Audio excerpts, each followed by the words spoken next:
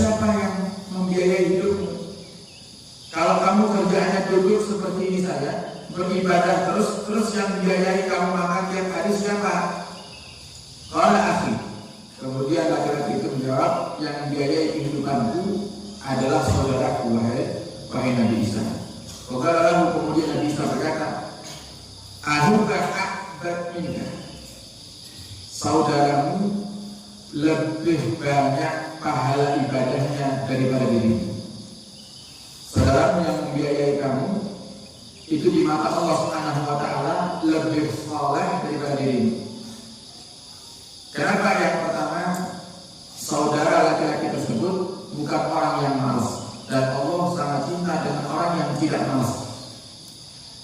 Orang yang semangat untuk berjuang, semangat untuk ikhtiar, itu Allah cinta dengan orang-orang semacam itu. Kemudian hasil daripada perjuangannya itu, ikhtiarnya itu, rezeki yang Allah berikan kepadanya, dia bagi dengan saudaranya yang ahli ibadah. Ini juga bisa kita aplikasikan dalam kehidupan kita. Kalau kita dapat rezeki daripada Allah Subhanahu wa taala, kita bisa selesaikan sedikit rezeki tersebut untuk hal-hal yang baik. Contoh, infak ke masjid. Mungkin kita termasuk orang yang jarang datang ke masjid, tapi karena kita infak di masjid, kita mendapatkan pahala orang-orang yang datang ke masjid. Pernah suatu hari Syekh Muhammad Ar-Ruqaymi ketika datang di Pondok Al-Bahjah, waktu itu di Pondok Al-Bahjah Banak Tanjung Sari itu, beliau bercerita ada dua kakak beradik, yang satu kaya, yang satu ahli ibadah. Yang satu kaya, yang satu ahli ibadah. Yang kaya ini pun dermawan, selalu membantu adiknya. Jadi yang kaya ini kerja keras setiap hari, banting tulang, dapat rezeki dari Allah Subhanahu wa taala, dia bagi dengan adiknya. Yang adik ahli ibadah dan juga seorang pengajar, punya murid, punya santri. Setiap pekan sekali selalu kakaknya ini yang kaya berbagi rezeki dengan adiknya. Sehingga pernah suatu hari adiknya ini meninggal. Si adik meninggal karena dia seorang ustaz, banyak yang menolaki, Si kakak melihat adiknya disolati banyak orang itu, si kakak kagum dan dalam hatinya berkata, ya Allah, enaknya adik saya ini, karena ilmunya dia disolati banyak orang. Andai nanti kalau saya yang mati, yang menyolati juga sama banyaknya dengan yang menyolati adik saya. Akhirnya setelah proses menguburkan adiknya selesai, malam hari si kakak ini tidur. Di tengah-tengah tidurnya dia bermimpi kalau dirinya itu meninggal, dan yang menyolati dia lebih banyak daripada yang menyolati adiknya. Akhirnya dia bertanya, dalam mimpi kepada seorang, dia bertanya, kenapa kok kalian banyak menyolati aku, sedangkan aku ini kan cuma seorang pembisnis saja, bukan orang alim. Kenapa kok yang menyolati aku ketika aku mati lebih banyak daripada yang menyolati adikku? Akhirnya orang-orang di situ berkata, karena pahalamu lebih besar daripada pahala adikmu, karena kamu bekerja niatnya untuk membantu perjuangan dakwah adikmu. Nah, ini juga menjadi penyemangat motivasi kita untuk berjuang melanjutkan dakwah Muhammad SAW. Tidak harus dengan mengajar, bahkan Anda yang tidak bisa mengajar, Anda tidak punya keahlian untuk menyampaikan ilmu, Anda bisa menjadi lebih banyak pahalanya daripada ustaz yang menyampaikan ilmu. Dengan apa? Anda bantu dakwah Muhammad SAW. Anda infak ke masjid, infak ke TPI, infak ke pondok-pondok pesantren, Anda dapat pahala lebih banyak. Kalau yang di pondok dapat pahala perorangan, satu santri ya dapat pahala punya sendiri, tapi Anda dapat pahala ratusan santri yang ada di pondok pesantren. Sehingga kata Nabi Isa, aku ka'akbat minka, saudaramu yang membiayai hidupmu itu lebih dianggap ahli ibadah oleh Allah daripada dirimu. Nah, akhirnya Nabi Isa ini mengingatkan, boleh ibadah, tapi bekerja pun juga ibadah. Apalagi jika kamu punya tanggungan, menafkahi anak istri yang hukumnya tidak wajib. Menafkahi anak istri itu hukumnya wajib, bukan sunnah. Kalau ada dikasih, tidak ada ya sudahlah. Hukumnya wajib, harus diberi, harus dinafkahi. Kalau ada seorang laki-laki yang dia itu punya kemampuan, sehat, mampu untuk bekerja, tapi malas dan menutupi kemalasannya dengan alasan sudahlah, kalau yang namanya rezeki itu pasti tidak bakal kesasar. Nah ini kadang kalimat hak yang berbeda dengan batil. Kalimatnya hak, tapi untuk menutupi kemalasannya untuk bekerja. Tidak ada hal yang semacam itu. Islam mengajarkan untuk ikhtiar, usaha. Urusan nanti istrinya datangnya berapa atau datang atau tidak itu urusan Allah Subhanahu wa Ta'ala. Pernah suatu hari Imam Ahmad bin Hanbal, Imam Al-Mujtahid, Imam Madhab, beliau pernah ditanya tentang seorang laki-laki jalasa fi baitihi aw fil masjid. Ditanya sama seorang ahli imam, gimana jika ada seorang laki-laki yang kerjaannya hanya duduk di masjid saja ibadah atau duduk di rumahnya ibadah.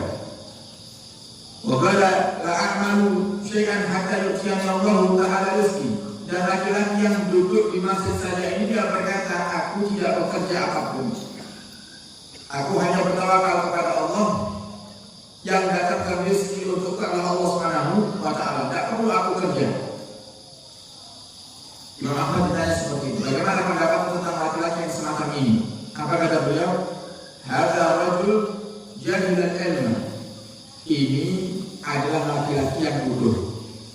Jadi kalau ada orang laki-laki cuma kerjaannya duduk aja, tidak mau kerja, alasannya rezeki itu sudah ditanggung sama Allah Subhanahu wa Ta'ala, kata yang Ahmad bin Hanbal, ini laki-laki bodoh. Kenapa? Rezeki memang benar akan Allah datangkan kepada kita. Cuma perlu kita ketahui Bapak Ibu, rezeki itu ada dua. Rezeki itu ada dua. Ada rezeki yang datang dengan sendirinya tanpa harus kita jemput. Ada rezeki yang harus kita jemput. Rezeki yang harus kita jemput itu dengan ikhtiar. Dengan ikhtiar. Kalau rezeki yang tidak perlu kita jemput itu yang namanya, kata Allah, rezeki min haitsu la yahtasib. Man yattaqillah yaj'al makhraja wa yarzuqhu min haitsu la yahtasib.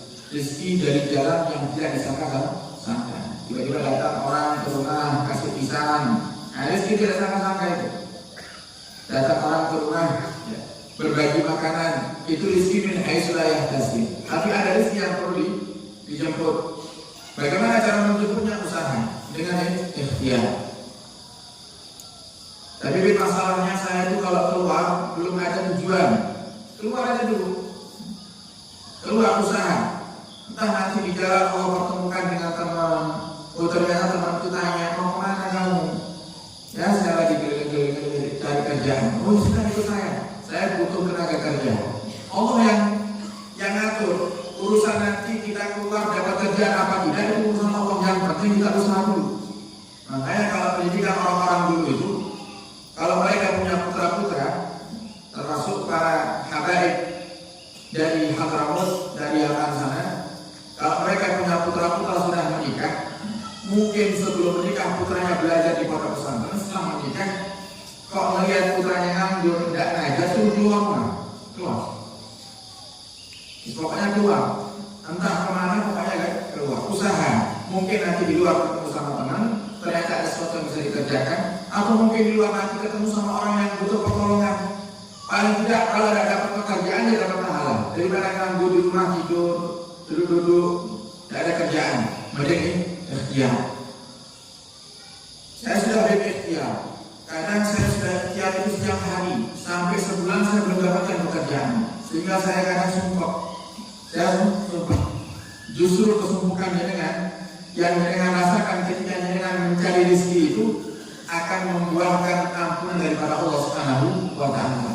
Yang dikatakan oleh sebagian para salaf, minal dunubi dunubun la yukaffiruha illa Allah bil qiyam. Ada dosa Bapak Ibu yang tidak diampuni oleh Allah Subhanahu wa Ta'ala kecuali dengan kita sumpah bikin keluarga. Ada dosa-dosa itu yang bisa dihapus sama Allah hanya dengan sumpah nyetiri keluarga. Nah, bahkan sumpah nyetiri beli beras itu ada dosa yang diampuni sama Allah Subhanahu wa Ta'ala, yang dosa itu tidak akan diampuni sama Allah kecuali dengan kita nyetiri keluarga kita. Jadi jangan keluar cari kerja, ada target, oh harus bayar listrik, harus bayar uang sekolah anak, tapi target tidak tercukupi sehingga dengan sumpah justru diampuni dosanya. Tapi kalau dengan cuma sumpah duduk di rumah tidak dapat apa-apa, yang ada malah dosa, tidak ada usaha, dianggap malas sama Allah Subhanahu wa Ta'ala. Ini jangan yang pusing mikir biaya hidup harus banyak surah alhamdulillah, walaupun beras habis tapi dosa diampuni sama Allah Subhanahu wa Ta'ala. Apalagi sebentar lagi dekat bulan Ramadan ini, jadi sudah banyak tuntutan lagi. Pak atas istri, siap-siap Pak nabung beli baju baru. Ini sumpah jangan. Kau tahu apa? Usaha terus di bulan Ramadan jadi usaha. Jadi kan dapat ampunan dari Allah Subhanahu wa Ta'ala. Jadi tetap usaha kerja. Jadi hadis ini mengajarkan kepada kita untuk kita bekerja, dan pekerjaan yang paling afdal menurut sebagian para ulama adalah bercocok tanam, bertani. Sebagian mengatakan tijarah, berdagang, karena Nabi Muhammad berdagang. Sebagian mengatakan bercocok tanam. Kenapa ya ini?